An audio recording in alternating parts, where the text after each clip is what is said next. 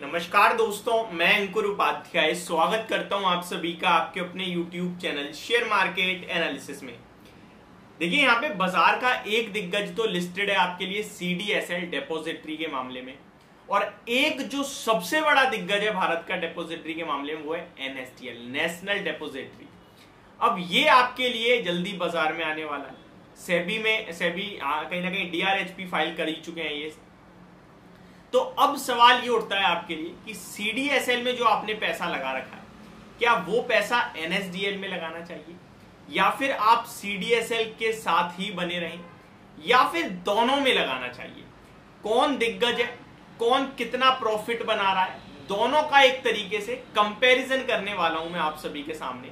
तो शुरू करते हैं बिना किसी देरी के। लेकिन उससे पहले अगर आपने अभी तक अपना डीमेट अकाउंट ही ओपन नहीं करा है तो फटाफट से कर लीजिए। डिस्क्रिप्शन में लिंक है अपस्टॉक का, जहां पे आपके लिए अकाउंट ओपनिंग बिल्कुल फ्री है, लाइफ टाइम AMC फ्री है, एंड आपके सपोर्ट के लिए हमेशा कस्टमर केयर है, प्लस रतन टाटा जी का नाम जुड़ा हुआ है। तो आपका पैसा बिल्कुल सेफ एंड सिक्योर है। जाइए, डाउनलोड कीजिए और इन्वेस्टमेंट स्टार्ट कीजिए। अब आते हैं कंपैरिजन पे। तो देखिए, एक तो आपके लिए बाजार में ऑलरेडी है सेंट्रल डिपॉजिटरी। देखिए दोनों का काम ये, दोनों ना डीमेटलाइज्ड फॉर्म में आपके लिए कहीं ना कहीं शेयर्स वगैरह रखते हैं, दोनों ही डिपॉजिटरी हैं। अब केवल ऐसा नहीं है कि आप जो शेयर खरीदते हो और वो शेयर ही केवल डीमेट फॉर्म में जाते हैं, नहीं। वो बॉन्ड हो सकते हैं, वो कंपनियों की कहीं ना कहीं शेयर्स हो सकते हैं जो अनलिस्टेड है। जो लिस्टेड है वो तो जाते ही जाते हैं, लेकिन अनलिस्टेड भी तो कंपनियां हैं कितनी सारी, जो आप चलते होगे अपने घर के आसपास देखते हो, वो भी तो कंपनियां हैं प्राइवेट लिमिटेड।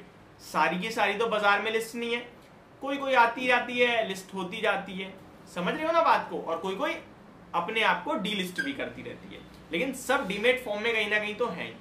तो शुरू करते हैं। सबसे पहले मैं आपको बता दूं, अगर रेवेन्यू की बात करें, आय, ठीक है, उसके मामले में पिछले 2 साल का ट्रैक रिकॉर्ड ऐसा है कि NSDL की आय 118% बढ़ी है, यानी 118% बढ़ती हुई दिखी है, और CDSL की 61% बढ़ी है। ये जजमेंट जल्दी हो जाएगा अगर आपने अभी NSDL को दिग्गज समझ लिया तो। पूरा सुनना, पूरी वीडियो देखना और उसी के बाद डिसाइड करना। आप अपना निवेश करने जा रहे हो तो 5 मिनट आपके लिए बड़ी बात नहीं है।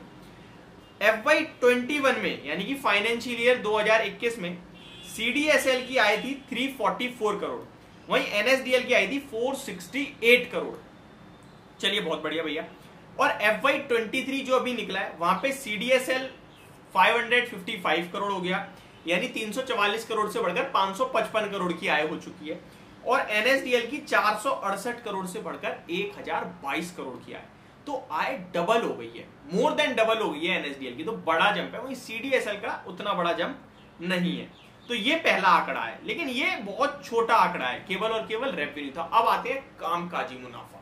ये इंपॉर्टेंट होता है। कामकाजी मुनाफा वही चीज जहां पे आप EBITDA जिसे कहते हैं, EBITDA, यानी earning before interest tax depreciation amortisation, main company ने जो काम करा है उसमें कितना पैसा बनाया, टैक्स वगैरह सब हटा के, ठीक है।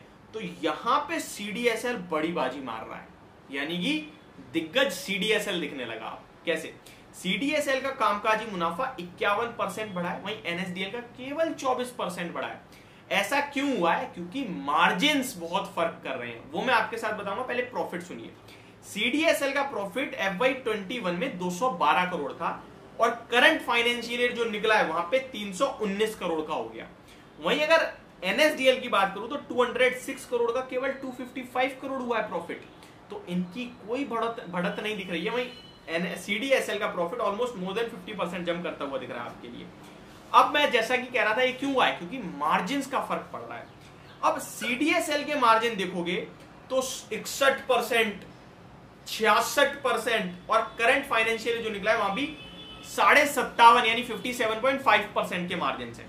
वहीं NSDL का मार्जिन देखोगे तो 44%, 31%, और करंट फाइनेंशियल ईयर में तो केवल 25% रह गए। यानी इनका मार्जिन कम है, बहुत कम है, इसीलिए CDSL ज्यादा मुनाफा बना रहा है। रेवेन्यू यानी सेल उतनी नहीं कर रहा, लेकिन मुनाफा ज्यादा बना रहा है, क्योंकि मार्जिन बहुत हाई है। और क्या ये मार्जिन टिकाऊ है? बिल्कुल टिकाऊ है, वो आप समझोगे अब। देखिए NSDL जो है ना, जो आपका CDSL और NSDL में ना एक बहुत मेजर डिफरेंस है, वो मैं आपके साथ शेयर करना चाहता हूं। वो डिफरेंस है इनके डीमेट अकाउंट्स का। देखिए जो NSDL है उसके पास एक्टिव अकाउंट, दो तरीके के अकाउंट होते हैं, एक्टिव इनएक्टिव। कैसे, मान के चलो मैंने अपना डीमेट अकाउंट खोला, मैंने कोई शेयर्स लेके डाल दिए और बाद डाल दिए 10 साल 20 साल के लिए, भूल गया मैं शेयर मार्केट में ट्रेड ही नहीं करता, एक तरीके से इनएक्टिव हो गया वो। मेरे पास शेयर्स हैं, एक बार उनके पास पैसा पहुंचा जो ये डेपोजिटरी है, उसके बाद मैंने ट्रेड करना बंद कर दिया, क्या पैसा बन रहा है उनका, तो ये एक तरीके से इनएक्टिव हो गया। दूसरा इनएक्टिव ये भी होता है, मैंने डीमेट अकाउंट ओपन करा, मैंने शेयर्स खरीदे बेचे, पैसा खत्म कर लिया अपना, अब मैंने शेयर बाजार छोड़ दिया, वो भी मेरा अकाउंट मैंने क्लोजर तो फॉर्म नहीं फिल करा होगा ब्रोकर के पास, अकाउंट ओपन है लेकिन इनएक्टिव है। एक होता है एक्टिव, काम कर रहे हो, आज खरीद रहे हो, कल बेच रहे हो, 3 महीने में बेच रहे हो, 2 महीने में बेच रहे हो, ये एक्टिव है। तो एक्टिव अकाउंट के मामले में CDSL बहुत आगे है, 72.5% का मार्केट शेयर है, 72.5%। नंबर में बताऊं तो 8.3 करोड़ एक्टिव क्लाइंट है इनके पास, अकाउंट है, और वहीं NSDL पे केवल 3.15 करोड़ का एक्टिव अकाउंट है। वहीं अगर बड़े पैमाने पे देखोगे कि टोटल जितनी भी बाजार में बॉन्ड, कंपनियां, लिस्टेड अनलिस्टेड जो भी है, वो कहां पे है, तो फिर वहां NSDL है, लेकिन वहां पैसा नहीं बनता ना, खरीद बेच करोगे उससे पैसा बनेगा, और खरीद बेच वाले एक्टिव क्लाइंट होते हैं। तो इसीलिए मुझे लगता है CDSL एक ज्यादा बढ़िया और प्रेफर्ड पिक रहनी चाहिए। अभी तक मुझे NSDL लगता था, लेकिन अब मैं कहूंगा कि CDL is a better pick, but valuation जिसके ज्यादा कंफर्ट देंगे वो खरीदेंगे।